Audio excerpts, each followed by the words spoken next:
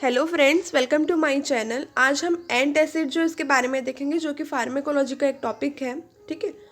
So antacids. Antacid is a substance which neutralizes the stomach acidity and is used to relieve the heartburn, indigestion or an upset stomach. So एक substance है जो कि neutralise करता है stomach की acidity को and use होता है to relieve the heartburn, indigestion or an upset stomach. Okay.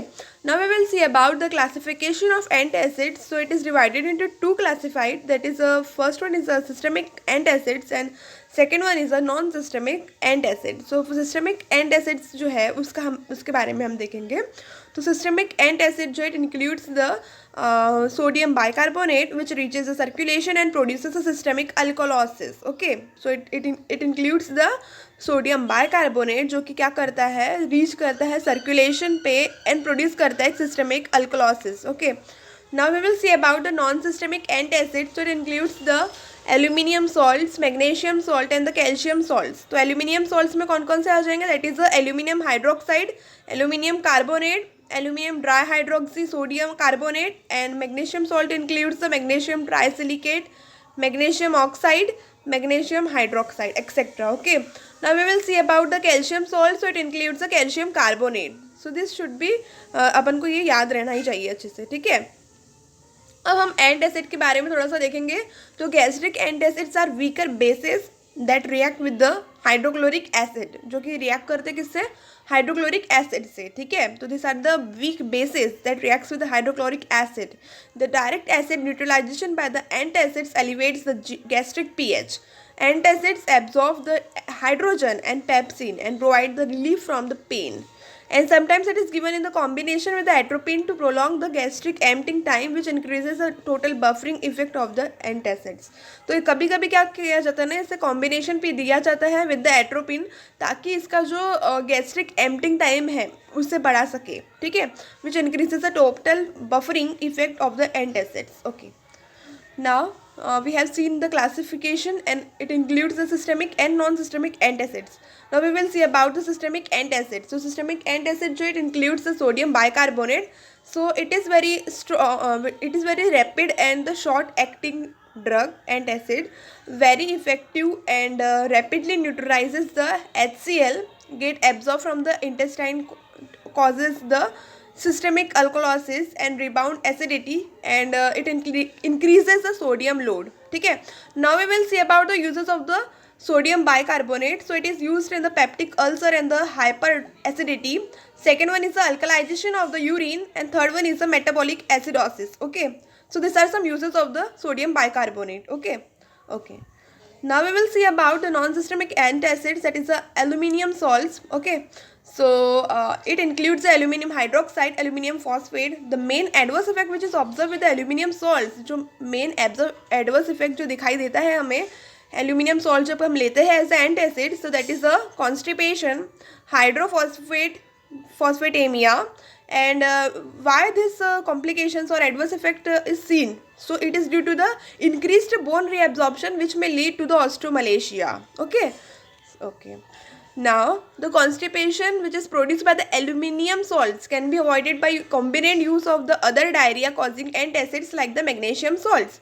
तो जो हम aluminium salt जो है उससे जो constipation हो रहा था, उसका adverse effect हो रहा था, तो हम उसे अवॉइड कर सकते हैं बोल रहा है by using the that is a antacid, that is a magnesium salt. Okay, hence the combination antacid therapy is preferred. फिर उसके बाद जब हम डोसेज की बात करते हैं, तो there is the standard antacid dose in the terms of the tablet और सिरप। ऐसे कोई यहाँ पर एंटासिड जो है उसका कोई भी डोसेज बताया गया नहीं है। ओके, फिर उसके बाद क्या बोल रहा है, recommended liquid antacid may be taken 1 to 3 hours after the meal and at the bed time. Okay, now we will see about the adverse effect. So जब हम लेते हैं एंटासिड्स तो वो कौन कौन से एडवर्स इफेक्ट कॉज कर सकते हैं? तो ये मैग्नीशियम सल्फेट जो है, मैग्नीशियम सल्फेट में causes a diarrhoea, aluminium hydroxide में causes a constipation and the phosphate depletion, and calcium carbonate may causes a hypercalcemia and the hypercalcuria, and the chronic antacid may causes the osteodystrophy and the encephalopathy. So these are some adverse effect which is caused by the antacids. तो magnesium sulphate अगर बोलेंगे तो it causes a diarrhoea, okay, and aluminum hydroxide causes a constipation and the phosphate depletion, and calcium carbonate causes the hypercalcemia and the hypercalciuria, and the chronic antacid causes the osteodystrophy and the encephalopathy. Okay, now we will see about the drug interaction. So all antacid increase the pH of the stomach. सभी जो antacid रहते हैं वो क्या करते हैं कि increase करते हैं पीएच को स्टमक के. It form the insoluble and the non absorbable complexes with the many drugs that is iron और द टेट्रासाइक्लिन. दस antacid reduces the absorption of this drug. Antacid जो है वो रिड्यूस करते हैं क्या, एब्जॉर्प्शन ऑफ द टेट्रासाइक्लिन. अपने बोले ना क्योंकि क्यों करते हैं वो, क्योंकि it forms the insoluble and the non absorbable complex. ठीक है, इसलिए क्या करते हैं वो रिड्यूस करते हैं एब्जॉर्प्शन इन सब ड्रग्स का. कौन कौन से, टेट्रासाइक्लिन है, फेनोथियाक्साइड है, क्यूनिनोन्स है, फिर डिगॉक्सिन है, फिर डेंटिनिन है. तो इन सब का एब्जॉर्प्शन जो है से डिक्रीज करते हैं एंटासिड जो है. ठीक है, फिर ये जो है इंटरेक्शन, ड्रग इंटरेक्शन अपन ने देखे तो this interaction can be minimize by administering the antacids and the other drugs which is मतलब 2 से 3 घंटे तक, 2 से 3 घंटे तक हम इसके बीच में हम इसे ले सकते हैं. सपोज हमने सबसे पहले कोई ड्रग लिए, उसके बाद हम क्या करेंगे 2 से 3 घंटे के गैप रखेंगे, फिर उसके बाद एंटासिड्स लेंगे.